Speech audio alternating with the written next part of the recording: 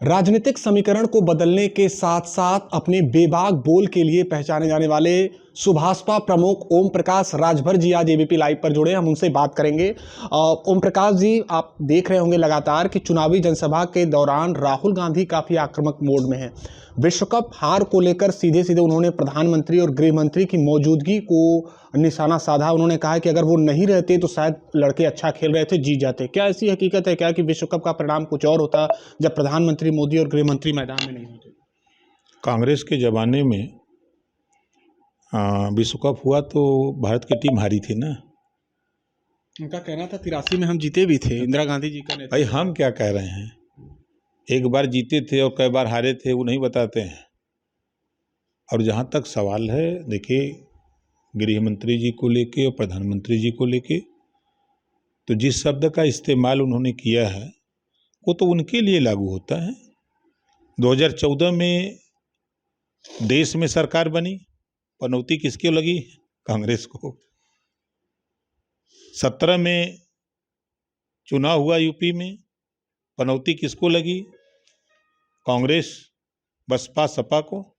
फिर 19 में देश का चुनाव हुआ, पनौती किसको लगी? कांग्रेस को। देश में सरकार बनाने की होड़ थी।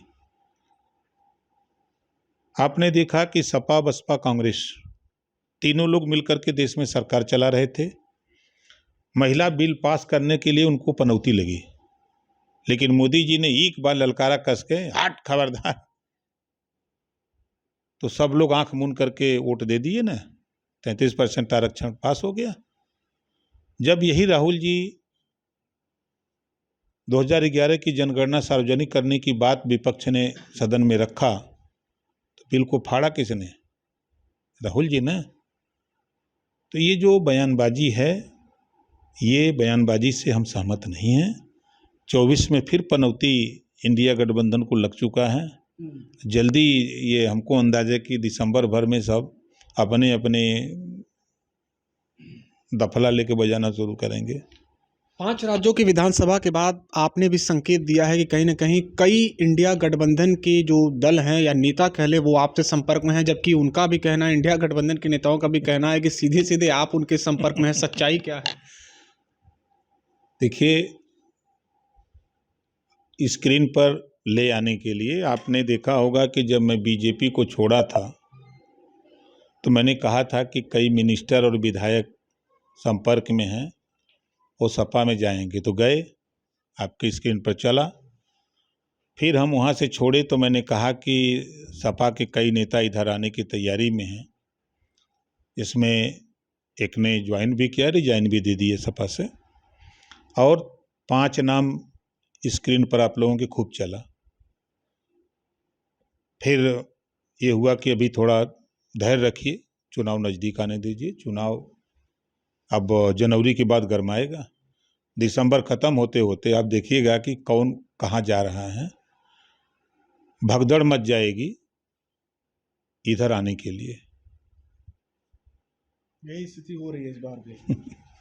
आपकी मुस्कुराहट बहुत कुछ बयां कर रही है। अंतिम 2 सवाल हम आपसे करेंगे कि अखिलेश यादव लगातार भारतीय जनता पार्टी पर निशाना साध रहे हैं। अभी कुछ दिन पहले मिर्जापुर में नंद गोपाल नंदी जो हैं, एक परिवार के यहाँ भोज करने गए थे, वो दलित परिवार था। इसके बाद ये बातें कहने लगने लगी कि वो जो है आर्थिक रूप से ही नहीं वो परिवार, बल्कि बुनियादी रूप से भी काफ़ी पीछे, राशन कार्ड नहीं है और तमाम चीज़ें उनके पास नहीं। इसको लेकर अखिलेश यादव ने निशाना साधा है और कहा है कि अगर खास तौर पर अगर वो बेसिक चीज़ें सही करते तो उनको उनके घर पर जाने की जरूरत नहीं थी। वो काम तो अखिलेश जी भी किए थे। अभी मध्य प्रदेश में वो भी भोजन करने गए थे, देखा था ना फोटो। वो करें तो रासलीला, दूसरा करे तो करेक्टर ढीला उनकी निगाह में। और अखिलेश जी की जेब में दूसरा कोई काम है नहीं अब, क्योंकि उन्होंने मुसलमानों को धोखा दिया, सिर्फ नफरत के अलावा तो कुछ दिया नहीं। 27% आरक्षण लागू करने के सवाल पे कभी अखिलेश जी की जबान पे बात नहीं आई कि चाहे देश में राष्ट्रीय स्तर पे रोहिणी आयोग की रिपोर्ट लागू करने के सवाल पे कभी अखिलेश जी नहीं बोल पाए कि 27% आरक्षण को बांट करके सभी जातियों को दिया जाए। सच्चर कमेटी की रिपोर्ट, जिस मुसलमान के वोट के दम पे 4-4 बार सरकार बनाए, सच्चर कमेटी की रिपोर्ट लागू करके मुसलमानों को हक दिलाने की बात कभी अखिलेश जी की जबान पे नहीं आया। रंगनाथ मिश्रा कमेटी की रिपोर्ट लागू करने की बात, 5 साल सत्ता में भी थे तो दोनों सिफारिशों की रिपोर्ट लागू करने की बात अखिलेश जी की जबान पे नहीं आई। 3 सितंबर 2013 को हाई कोर्ट ने भी कहा कि 27% आरक्षण का लाभ कुछ जातियां उठा रही हैं, इसको बांट करके उत्तर प्रदेश सरकार सभी जातियों को हिस्सा दे। मुख्यमंत्री कौन था? अखिलेश यादव जी। हाई कोर्ट की बात नहीं मानी तो अब कहाँ जाएंगे? अभी तो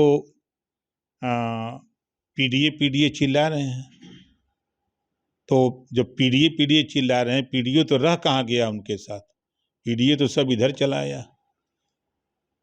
तो ये जो अखिलेश जी के बयानबाजी हैं, देखिए मुझे खुशी इस बात की है कि मैंने एक बयान दिया था एसी से निकल करके बाहर आवे और नवरत्न, तो कम से कम एसी से बाहर निकले कुछ टाइम के लिए। चलिए, एक अंतिम सवाल। कई नेताओं के राजनीतिक भविष्य का ही नहीं बल्कि एक महत्वपूर्ण चुनाव होगा 2024 लोकसभा चुनाव। आपको क्या लगता है तब तक इंडिया गठबंधन कड़ा टक्कर दे पाएगा एनडीए को, या फिर 5 राज्यों के विधानसभा के बाद कुछ और स्थितियां बदलेंगी, कुछ समीकरण बदलाव? कोई समीकरण में बदलाव नहीं। देखिए, जब देश का चुनाव होता है तो देश की जनता देश के नाम पर वोट देती है। देश सुरक्षित रहे, देश अमन चैन में रहे, देश की जनता अमन चैन में रहे, देश के हित के लिए देश की जनता वोट देती है। 140 करोड़ लोग देश के हित के लिए वोट देते हैं। प्रदेश के चुनाव के लिए प्रदेश की जनता प्रदेश के तमाम मुद्दे, क्षेत्रीय मुद्दे होते हैं, उसके आधार पर वोट देते हैं।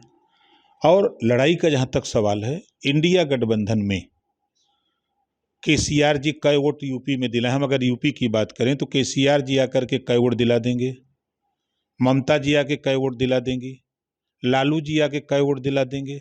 जितने उनके गठबंधन में हैं वो लोग आकर के यूपी में कई वोट दिला देंगे, या यूपी का नेता उन राज्यों में जाके कई वोट दिला देगा। अकेले लड़ने के बराबर है। 24 के चुनाव में कोई लड़ाई नहीं है, कोई चेहरा मोदी जी के सामने कोई चेहरा नहीं है। शुक्रिया हमसे बातचीत के लिए। तो निश्चित तौर पर जनता निर्धारित करेगी कि देश का फैसला क्या है, इन राजनेताओं के भाग्य क्या होगा। एबीपी लाइव के लिए निशांत चतुर्वेदी, वाराणसी।